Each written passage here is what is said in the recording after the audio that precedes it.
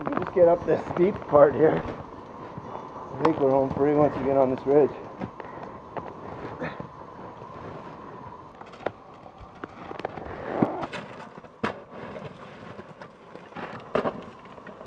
That was awful. Every step I took, 2 steps back. He says it's awful, but you know he'll be out here again next weekend doing the same thing. Fool. What is this love affair with the mountains? Why am I drawn to a different peak every time? Is it simply because there are so many? Or is it because that which is unpredictable embodies the wild and inspires us into action? Taking on the unknown, unclimbed, or having to contend with adversity is synonymous with the mountain experience. And let's not forget that there's something about exploring new lands that stimulates the inner child in all of us. It's beautiful, man. I want to make sense of the world around me, and taking the path less traveled helps me get there. A word sums it up: recreation, or to me, recreation.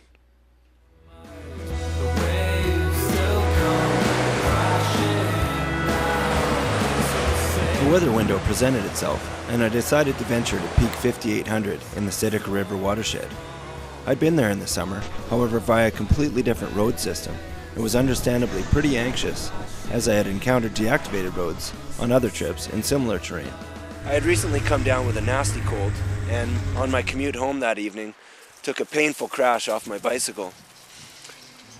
Anxiety weighed on my mind, and the idea of going so deep into the backcountry alone seemed like a bad one. There's a solemn loneliness about venturing into the unknown without the helping hand or moral support of a companion.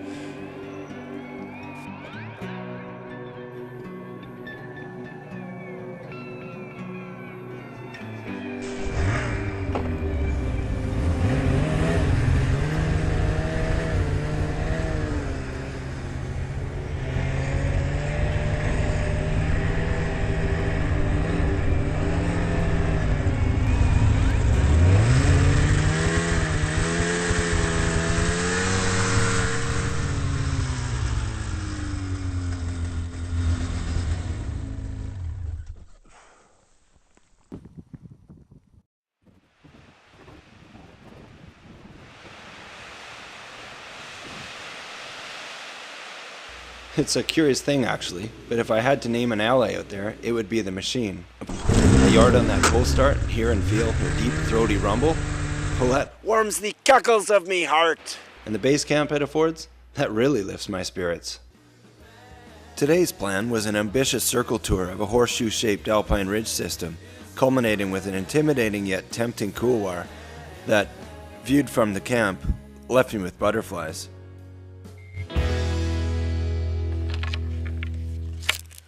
Well, it's time to go earn my turns. Installing my skins and taking extra care to see that the metal edge is exposed, which greatly improves traction on icy side hills.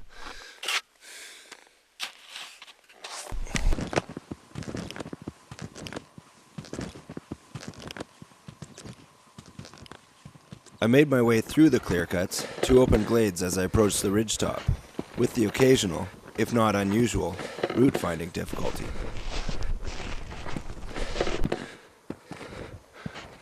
Once I gained the ridge, the extent of my planned circle tour presented itself. The trip, although ambitious without a partner to share in trail breaking duties, seemed doable. I followed the high ground for a spell until I was forced into a lower bowl by some steep cliffs.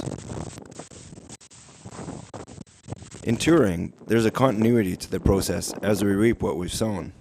I'm in no way a stellar skier by any stretch, but the turns I carve in the backcountry as a result of my own hard work are the richest and rewarding of any. And resort skiing just can't compare to that.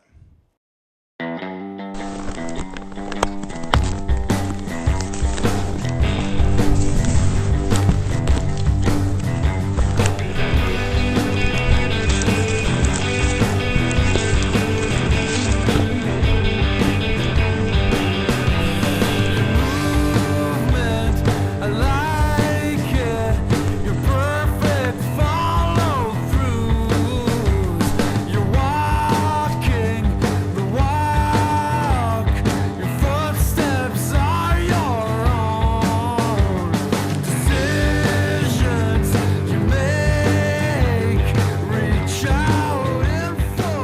Contour maps are essential, but I can't tell you how many times the promise of a straightforward route has been foiled by a cliff band or uncharacteristically steep section.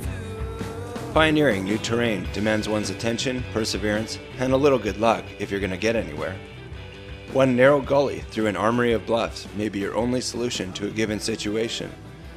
And don't think about taking your skis off, if you can help it. Here, in this bottomless snow, the difficult 5 minutes it took to get up on my skis was a breeze compared to the no less than half hour it took to ascend the same pitch in my boots alone.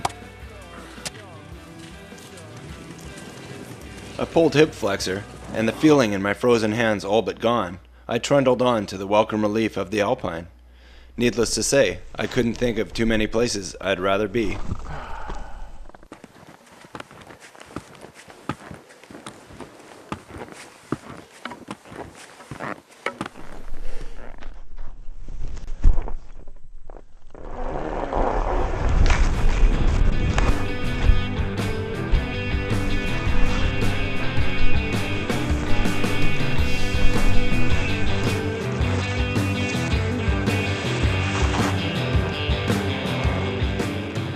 Each run in the backcountry is such an absolute rush. Every turn is new and each obstacle a surprise. And you certainly can't let your guard down. From orienteering and route finding to awareness of hazards such as snow conditions and avalanches, cliffs, bluffs, rocks, logs, and of course trees, to name a few. It's quite the adventure, and half the fun is finding your way down. It's probably obvious, but I must offer the caveat. Although the speed, flexibility, and freedom of a solo trip may seem tempting, it's clearly not for any but the most experienced and confident enthusiasts.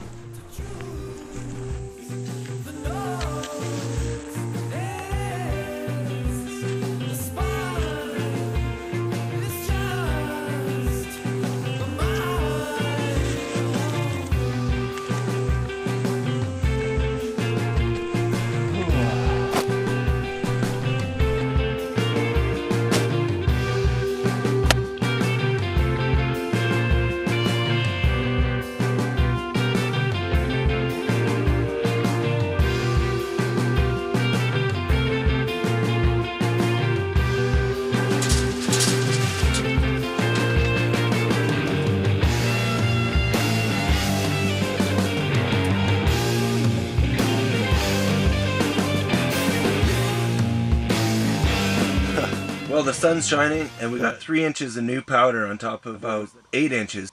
So without further delay,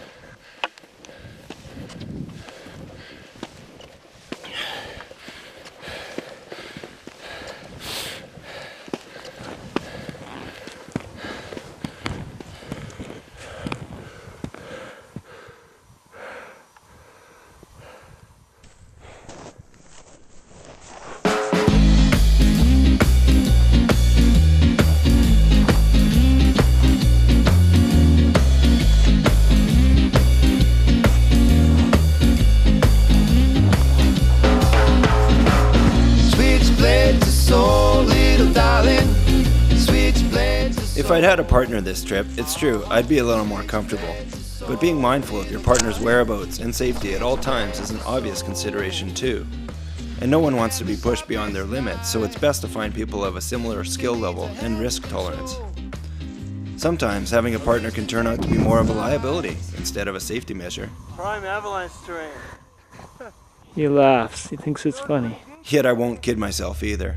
When I set off alone, admittedly, by most accounts a very foolish enterprise, the risks go up exponentially. The seemingly smallest injury can be serious in the backcountry, far away from medical care. If things really go wrong for me, that's it. If immobilized by an avalanche, there will be no one there to dig me out. And I understand and accept that. Is it irresponsible to go alone? I always leave a detailed itinerary with a trusted friend. At any rate, avalanche risk on the coast is appreciably lower than in the interior.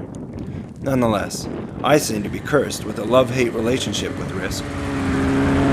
I'm so far out now that if something goes wrong, I'm in a world of trouble. Taking calculated risks and testing myself in nature's more extreme yet beautiful environs is the best way to snap me out of periodic complacency and remind me that it's a life worth living, or conversely, even dying for. Should I one day reach so-called enlightenment and no longer demand these retreats for my spiritual sanity, I hope I still go anyway. Well, I'm back safe and sound. It's Monday night and it's about 10:30. I was pretty uncertain about going on Friday.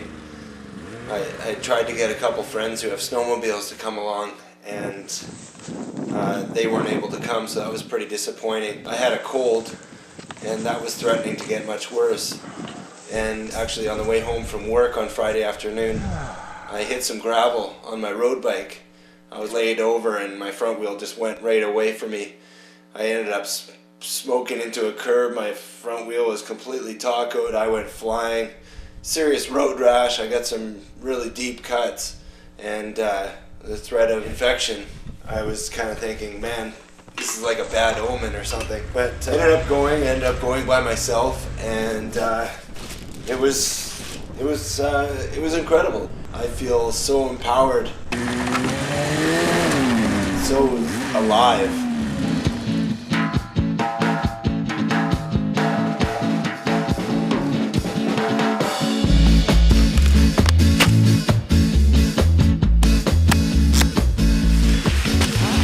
All we do is waste our time.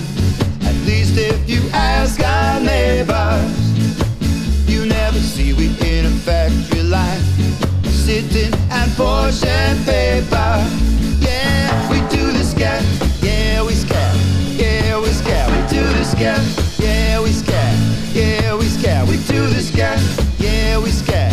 Yeah, we scat. Scat is all we need. Headed for the big time. Ready to face our vultures. I think I can go back to work now. Signing on the dotted line, designing to raise our culture. Yeah, we do the scat. Yeah, we scat. Yeah, we scat. We do the scat. Yeah, we scat.